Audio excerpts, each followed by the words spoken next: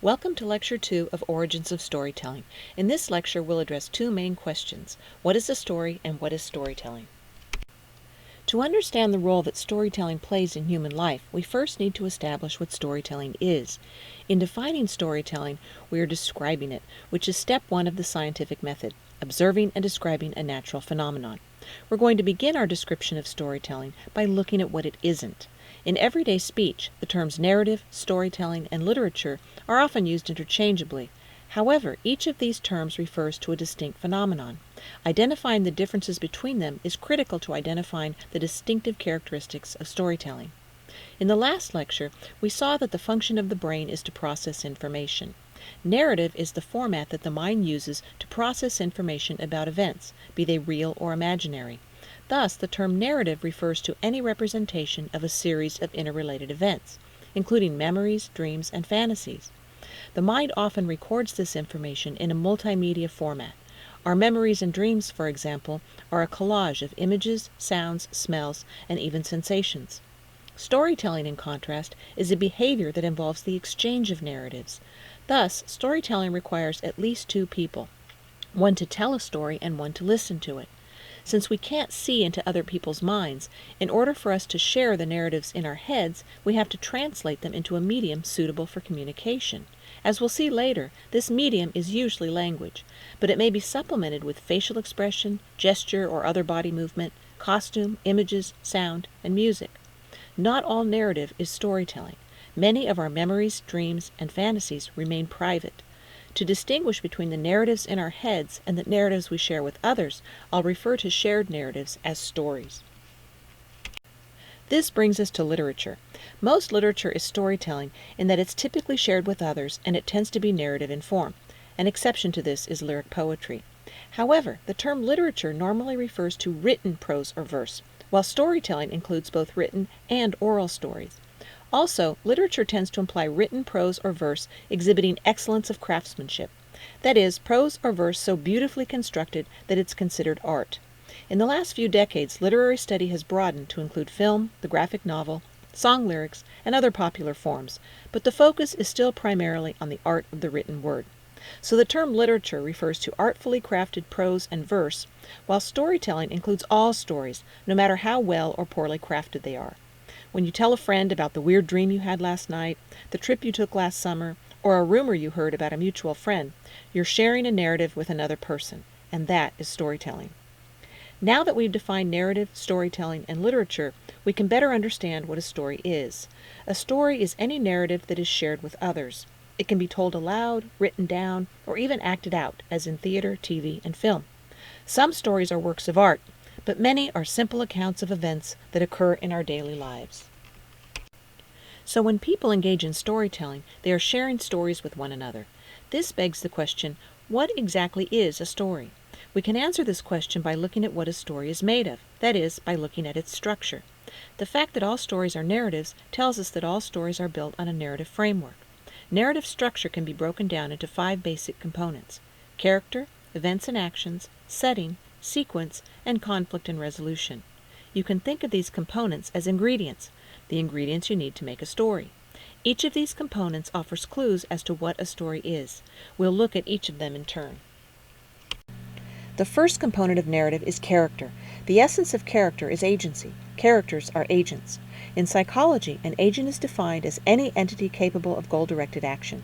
That is, an agent is any entity, human or animal, real or imaginary, that is capable of having goals and is capable of self-locomotion, which means that it is capable of pursuing its goals. For example, Homer Simpson is an agent. In the picture at the top of the slide, we see that Homer has the goal of punishing Bart, and he's acting on this goal by putting his hands around Bart's neck and throttling him. In most stories, the characters are human agents, but when they aren't, they tend to be anthropomorphized. Anthropomorphism is the attribution of human characteristics to animals, plants, objects, or phenomena. Anthropomorphized characters tend to think, feel, and perceive as humans do. They usually possess the power of speech, and they often exhibit bipedal locomotion and opposable thumbs. Bugs Bunny is a case in point. He reasons, talks, has hands, and even walks like a human being. In the picture you see here, he's conducting an orchestra, a distinctively human behavior. This focus on human agency is perhaps most evident in myth, where the characters are often entities that in real life are not agents, objects or phenomena such as the sun, moon, sea, and wind. In these stories, entities that are incapable of pursuing goals are endowed with human abilities and consciousness. By means of this process, they are transformed into agents. For example, in Norse mythology, thunder, lightning, and storms are conceptualized as the powerful god Thor, who behaves like a human and has a human psychology and physique. Among other things, he eats, fights, marries, has children, wields a hammer, and has servants. So what we learn from looking at the first component of narrative, character, is that stories are fundamentally about human beings. That is, even when they are presented as animals, inanimate objects, or natural phenomena, most characters are agents that think, feel, and behave essentially like human beings. A good contemporary illustration of the human-centered nature of stories is the cartoon series SpongeBob SquarePants. SpongeBob and his friends are ostensibly sea creatures, with SpongeBob being a hybrid between a sea sponge, which is an animal, and a household sponge, which is an inanimate object. However, they behave like people. They have human goals, problems, thoughts, and feelings. They have human capacities, such as speech, hands, and bipedal locomotion. They engage in human activities and behaviors, such as tanning themselves at the beach, playing volleyball, eating ice cream, and wearing clothes. And although they live in the ocean, their world is much more similar to the human environment, with its houses, roads, signs, sunglasses, umbrellas, ice cream, refreshing beverages, and so on. The creators of the show could have chosen to depict the actual behavior of actual sea creatures in actual ocean habitats, but they didn't, and the fact that they didn't is telling. They knew that few people would tune in to watch such a show because people prefer to hear stories about humans. Sometimes a story is about an inanimate phenomenon that's not anthropomorphized, such as a natural disaster. This is very common in news reporting. It may appear that these stories don't have agents and that they're not about people. However, when we look more closely, we see that the focus of these stories tends to be the impact of the natural disaster on human lives or affairs. When earthquakes, tornadoes, fires, hurricanes, blizzards, and so on occur, they're typically discussed in terms of damage to human life and property, and human responses to the event.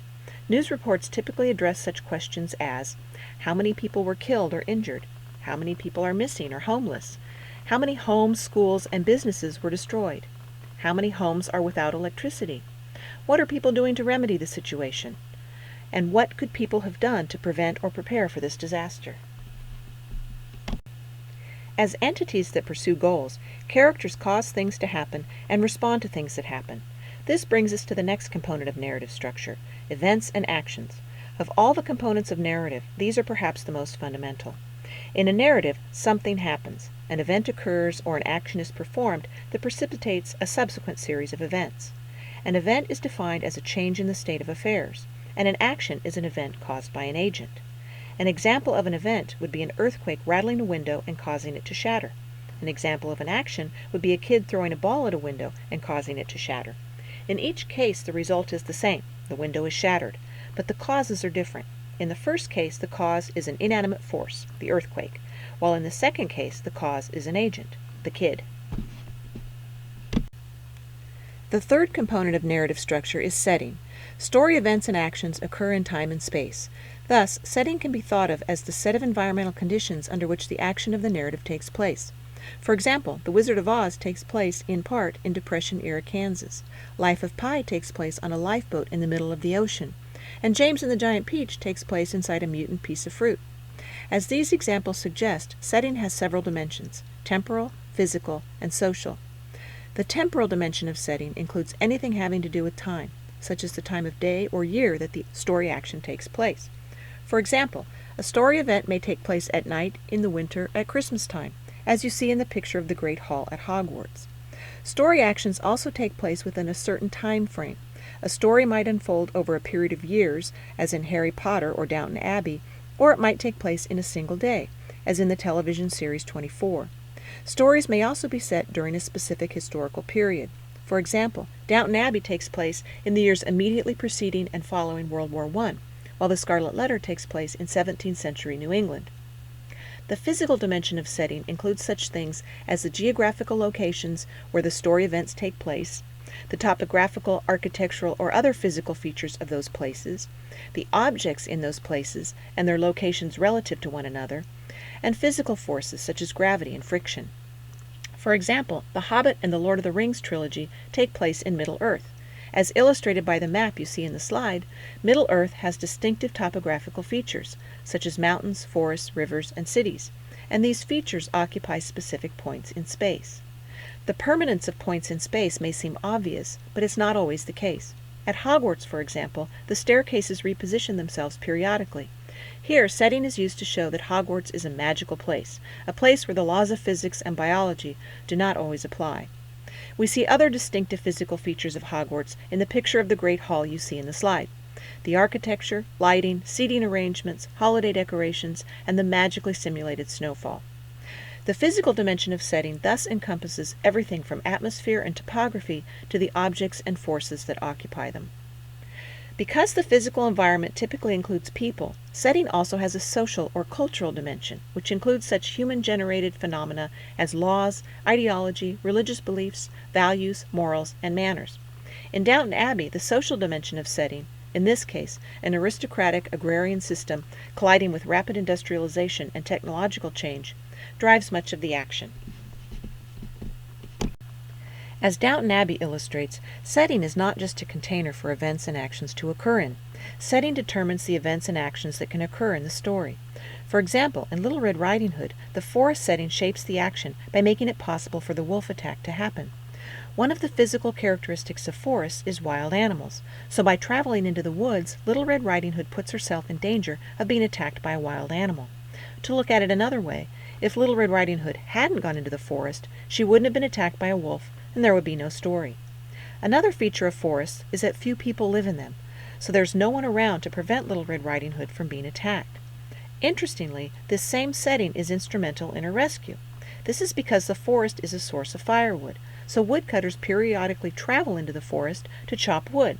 Fortunately for Little Red Riding Hood, a woodcutter happens to pass by her grandmother's house in time to save her. In the story of Cinderella, the cultural aspects of setting come into play.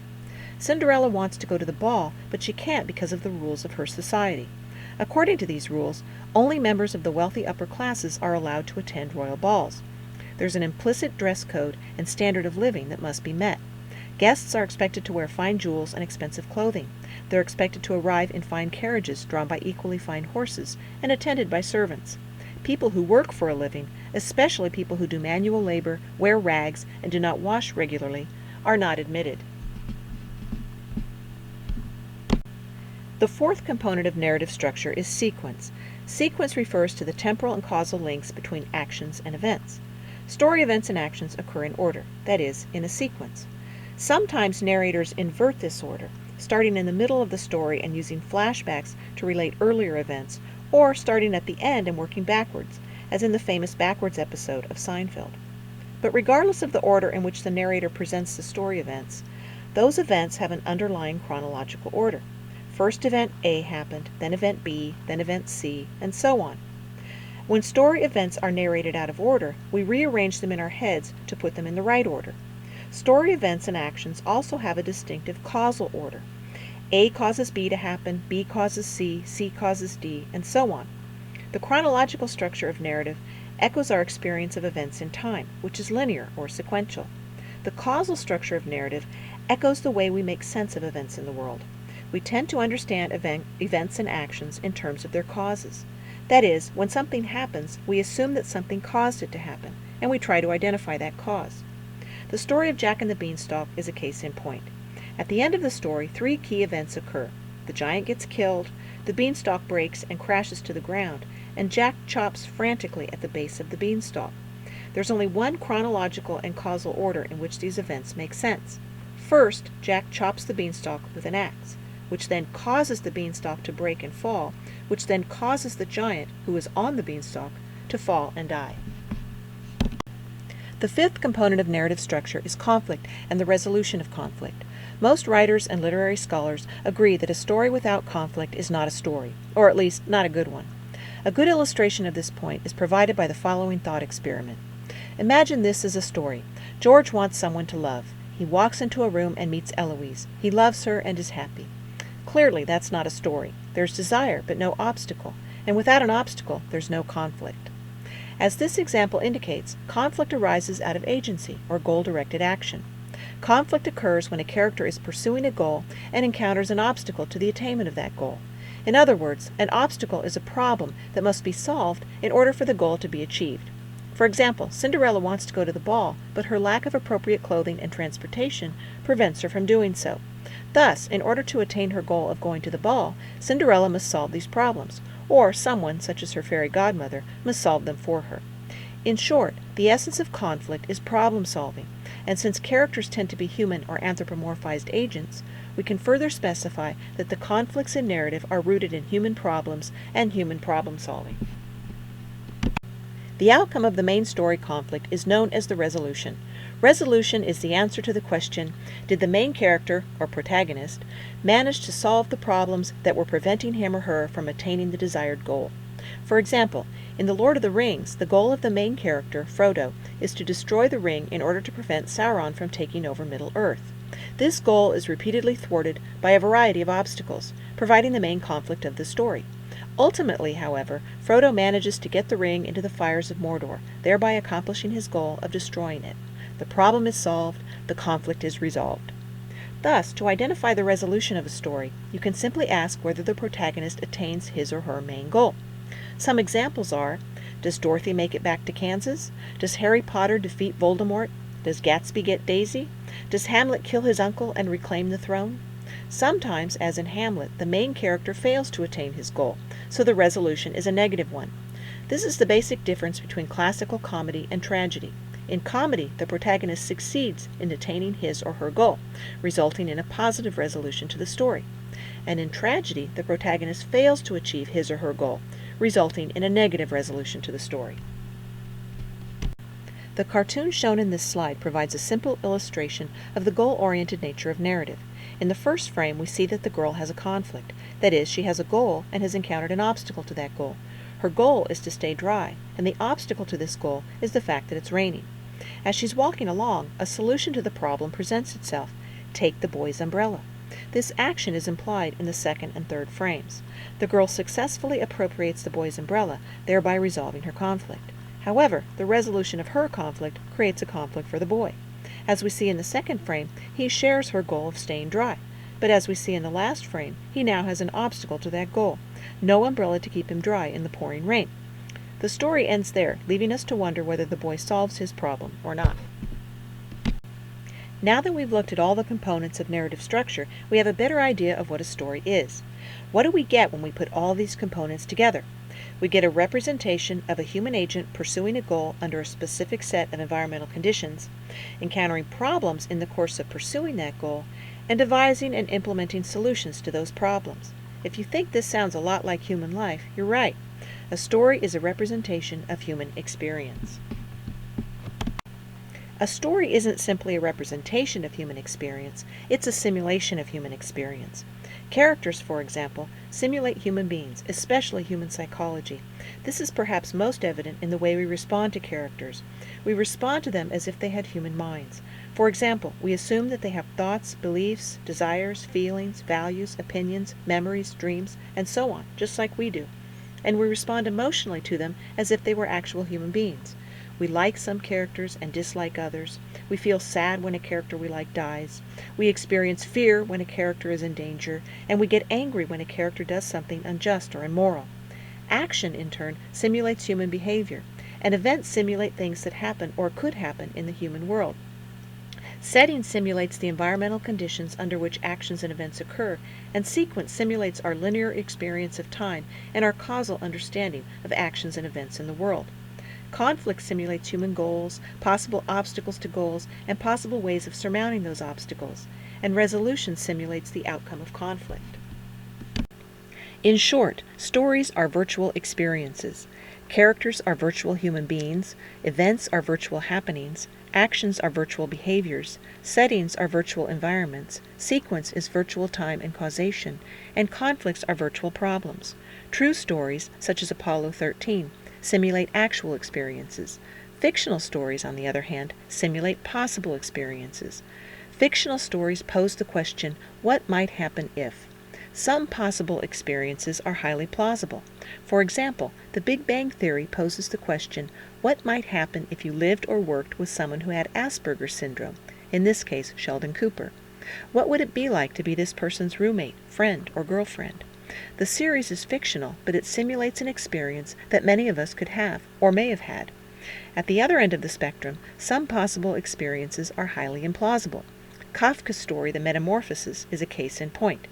This story poses the unlikely but nevertheless disturbing question, what might happen if a man woke up one morning in the body of a cockroach?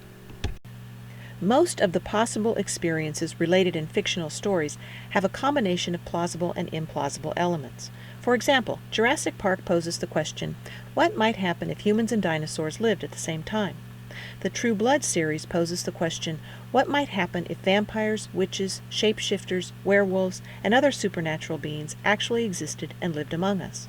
And The Walking Dead poses the question, what might happen if humans became infected with a virus that turned them into zombies? What we've seen in this lecture is that we can learn a lot about a natural phenomenon simply by describing it. We saw that storytelling is a behavior in which humans share narratives with one another. Narrative, in turn, is a format for representing information about events. By looking at narrative structure, we were able to see that stories are simulations of human experience.